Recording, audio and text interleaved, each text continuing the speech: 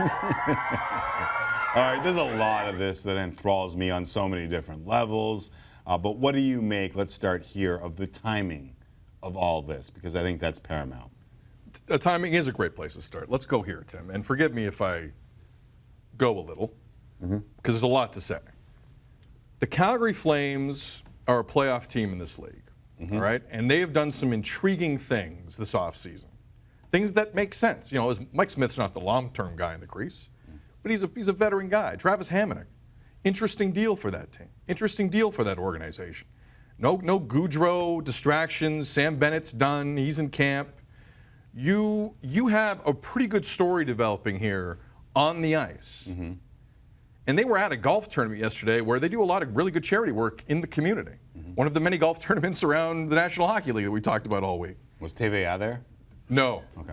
But Calgary did have, there was this channel that had an 8-box. There was a lot going on. Not a 4-box, 8-box. 8-box, yeah. 8-box. Eric Francis was in 3 of them. Just love him. The timing, I understand to a point, but this has cast a significant shadow, in my opinion, over the start of this entire season. A season where I see a lot of good stories with this team. I see a lot of hope. I see some promise. I see some ways where you cannot get swept in the first round if the season goes a certain way and guys play up to their capabilities and some of the younger players take a step in a certain direction. The timing now is unfortunate to me because no one cares about that stuff. Really? No one's, who's talking about that today? Who's going to be talking about that for the next little while? Who's going to be talking about heading into October 16th, the mayoral race in that city?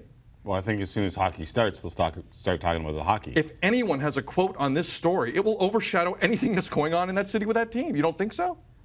I just find it insane. There's some great things with this organization, and we're not talking about any of them. Any of them. Well, I think that's why it was brought up at this time was, one, to not do it during the season, and two, to do it before the mayoral race. Well, like I said, before people went to vote for the mayor. But I don't think this takes away from whatever they're doing on the ice. It does for me in a huge way. It does for me in a huge way. How? Well, okay, so when they show up for medicals tomorrow, what are guys going to get asked about?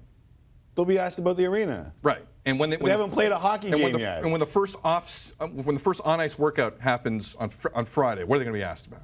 But this is just about an arena. Like, once they start winning games, everyone will be talking about them winning games and or losing games. But the second a quote in the story comes up, it will override everything is what I'm trying to say. I don't want to get stuck here, but I disagree with you. Move on. Okay, here's the second thing. Here's the second. Yes, because there's a lot here. There's a lot to unpack in this story. Right. I want to talk about the fans for a moment, which I know make no difference in the story whatsoever because we're talking money. They do. And we're talking, really? I might agree with you. Okay, so I just want to make this point. What I really disagree with Ken King and how the Flames and Gary Bettman, who was side by side with him yesterday, and have taken political sides in this mayoral race on October 16th, have done, is spit in the face of one of the best hockey markets they got. They have hockey markets where they have a terrible market and a terrible arena. Calgary, you got a terrible arena, but you have a fantastic hockey market. They have been top 10 in attendance since 2005, since the lockout, and that building should have been condemned. They went through a stretch of, 5, 6 straight years without playoff hockey in the city of Calgary? And they always showed up. They weren't number one, but they were close. They were damn close. And while other markets in this league have been allowed to be a complete joke from an attendance standpoint, Calgary hockey fans have showed up through any economic period since the lockout. They have showed up and they have completely backed this team. And Alberta's gone through a couple of different economic periods. Yes. Absolutely. Yeah. And it is irrelevant to me what is happening in Edmonton. It is irrelevant. Nenshi's running that city. It doesn't matter what happened in Edmonton. And I think what's gone on here has been a spit in the face to one of the best hockey fans in the league. And I'm not pandering. The numbers say it. They have been there consistently.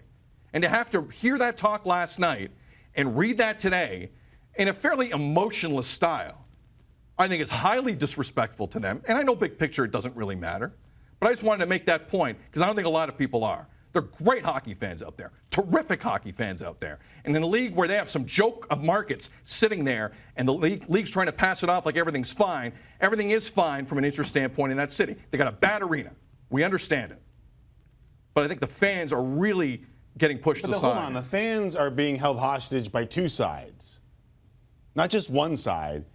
There is two sides to this fight, and it's pretty easy to see what the fight's about. It's about whether or not public money should be used to build a new professional stadium or arena in the city of Calgary. And it's quite clear the mayor of Calgary is saying that it shouldn't be. And it's quite clear that the Calgary Flames are looking up north to Edmonton and saying, wait a second here. Look at all the money they got for a new stadium, and you're offering us nothing but a loan? There's something wrong with this picture. And I understand your point about the fans, and I couldn't agree more. These are some of the best fans in all of hockey, and they're being held hostage. But they're being held hostage by two sides. And to represent it as just one side, I think is being disingenuous. Because you know, if Nenshi came along and said, hey, I'll give you $250 million, the stadium would be up and no one would be being held hostage, right? Correct, but the inference that Calgary City Council don't want to be part of this deal, I think, is incorrect. I think they would love to be part of this deal. But they just don't want to give any money. I think they voted on something. No, they don't mind paying for a third of it. No, hold on. They don't mind paying for a third of it. What third of it?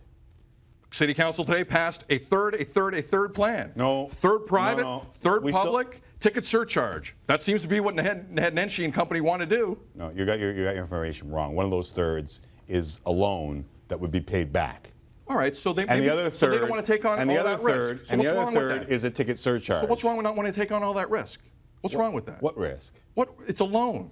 They don't want to get hooked. They don't want to get put on the hook for it. No, but I understand that. But that's not. Don't act like they're giving a third of the money. They're not. They want it back. That's not giving any money. That's a loan. But I love There's how. a difference. But I love how in an arena deal, that's a bad word. Pay back money. Why is that a bad word in an arena deal?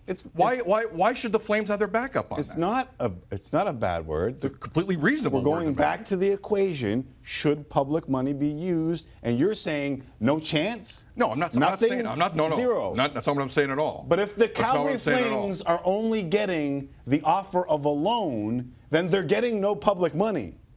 Well, we're talking entertainment district, right? We're talking what the city wants to do. Hold on, because let's really tell the story here. What the city wants to do, it's not going to be like LA Live, but they want to do something comparable to what the Oilers just pulled off, right? So there's revenue streams coming in from various avenues. We're talking parking. Yeah. We're talking concerts. Right. We're talking some nice white spot restaurants. Right? Okay, maybe not, but whatever. You know what I'm saying? Yep. It's not just Earls. the arena. Thank you. Right. The Earls is what I was looking for. Mm-hmm. I just think there's a way to do this that's fair to everybody. That includes the city putting in more of a risk. And what I'm hearing back from the Flames is, can't do it. There are billionaires running the Calgary Flames. Fact. There are billionaires running the Flames. Right. In 5 minutes, 3 of them put their heads together and pay for 2 of these arenas. But why? Okay, if in fact no public money has been used. Public money has been used on every stadium built in this country since 1999. The last privately funded arena was the Air Canada Centre in 1999. Since that time, no less than 8 pro sports facilities have been built, with the majority of money coming from public funds. If you have a look at them, you got it right there. I'm honestly surprised that's the number. I didn't think it was that high. That's a shocking number to me. And that's not including the renovations to BC Place or BMO Field. So when you look at the landscape of things, to say that it should be completely privately funded, I think might have gone the way of, you look around pro sports and the completely privately funded stadiums are going away because of this. Because there's also an economic impact towards a team being there. Like, just the team paying taxes is enough money when you look at what? $100 million salary cap? In theory, yeah. Right? Like, if you just pay taxes, just the players' taxes alone, you're looking at in this country about $50 million. So there is an economic impact to the team being in Canada. If this team goes to Seattle, you lose that economic impact. I think most people can figure that out, right? They can figure that out. And that's why, Yeah. since the Toronto Maple Leafs, and by the way, the Bell Center also all private money, and by the way, Vancouver also built on private money, not BC Place. No. There's a lot of public money on that. That's different. But that was an Olympics. And that's what's hanging in the balance here, too, is an Olympics. But those are the privately funded stadiums and arenas in this country. And good for them. I wish everybody could do this. But you do understand that money is brought into a city with a team there. Do I think the Calgary Flames will get up and leave? No, not necessarily. But I don't think that it should be just on them to put all of the money in if they look around and see a bunch of different other places getting a lot of money from public funds. But if you disagree on what the economic impact is going to be, there's your problem. Yeah, but even if we just I'm just saying, no, but if even the head Nancy doesn't agree with it, okay, so even got a if we problem. just started on the taxes that the players pay, even Yes. if that, just start there. That's $50 million? that's good money. That's good money. That's more than they're being offered right now. Yeah. I guess here's the other part of the equation. Like I get it. If you're I know you get it. Believe me, I know you get it. if you're a billionaire owner and they are a well-heeled ownership group in Calgary, right? Yeah. If you're a billionaire owner, a millionaire there player, a long time. average Joe, you and me, our friends, our family, we don't want to pay for their arena. No. But when you think about all of the iterations of how it comes through, there's a reason why there are some publicly funded arenas and stadiums in this country. Right? The other issue with the National Hockey League, any NHL team doing this specifically, is that cap hasn't moved. Like when we're talking about the cost of running a National Hockey League team Right. in the last 5 years, But where the hell is that cap moved? But you know that you could get. Please. You know the new arenas get new revenue streams, right? Like They you do, know that. obviously, because Yeah. it's a brand new, And it's this the is new toy, and if you put some restaurants or whatever and clubs around Right. it, it's a whole thing. Right. I understand. And this is 10 years older I than anything understand. else because Madison Square Garden had the whole renovations. Can we also stop with the Seattle thing? Because they're not going to Seattle. Okay? And I got news for anyone who's really into the Seattle idea.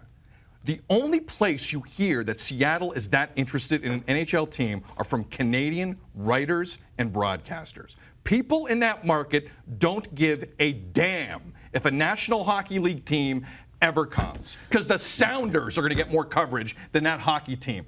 If you watch Seattle news, which I do now and again, when you hear about that stadium that's going to be privately funded, they care about one thing: the Sonics coming back.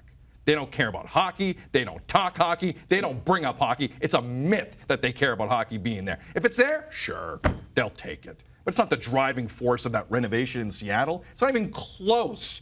So just bring it down 18 notches Hold on a when second. you talk about hockey in Seattle. Hold on. Give me a break. Would you like to bet that hockey ends up in Seattle? That's not what I'm saying.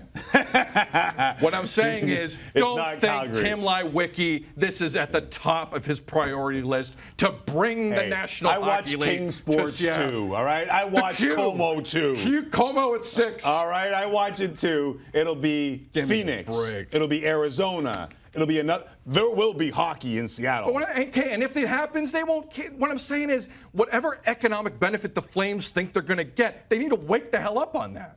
Because it's not like they're going to get it out No, there. What do you like? Hold on a How are second. they going to get it out there? You're yelling and screaming, and you're not listening, and that's a problem in these days. They could just sell the team, Or they sell the team to make a lot of money. Good point. There right? you go. Like they You can don't sell the have team. to move the You team. can sell the team. Tim Lywicki's got enough people. He's got owners in place. got tons of Jerry Bruckheimer. He's got tons of Here, people to here's buy your up. team, and they're pretty good. Like it doesn't have to be the Flames, Murray Edwards. Their consortium gets up and goes, "Hey, we're moving to Seattle." What if the Coyotes move? What if the Canes move? What if they get beat to that punch? Then what the hell are they going to do? Well, that's why they're doing it now. All right. Well, Right? That's why they're doing it now. So what By the if- way, let me throw this. Sorry, out shoot, here. I need to do one more thing, and then we're going to throw We're the already poll. way late. Way late. Mosaic Stadium, public money, $253 million of the $278 million it cost. Rogers Place, $351 million public money. Total construction cost, $483. BMO Field, we can separate that. Videotron, all public money, $370 million. Tim Hortons Field, all public money, part of the Pan Am Games. TD Place, all public money, although it's owned by the city. Investors Group Field, Winnipeg, total construction cost, $210 million. Public money, $125 million. Like all I'm saying is, you can have the argument, but the rest the precedent's been set. People think that there is some sort of economic value, otherwise they wouldn't just be handing this money out. Or, I've never known governments to waste money. I was going to hit a different button. I couldn't get that one out. He's so true. I couldn't get that one out. But here's, look, that's relevant.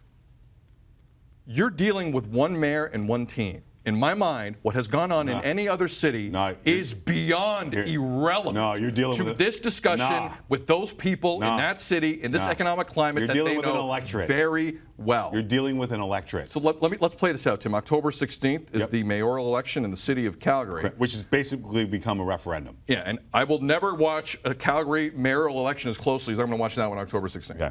So let's say Nenshi wins and he's favored to. But things happen. Right. But let's say Naheed Nenshi stays as mayor of Calgary, and as you saw in the clip we ran, we would agree way more on no, this. we're not. He is no shrinking violet. No. He knows what he's doing, and especially if he feels he has backing. Right. So if the referendum on the Flames and taxpayer money towards an arena happens and the Flames flame out, so to speak. Hey. So what's the play?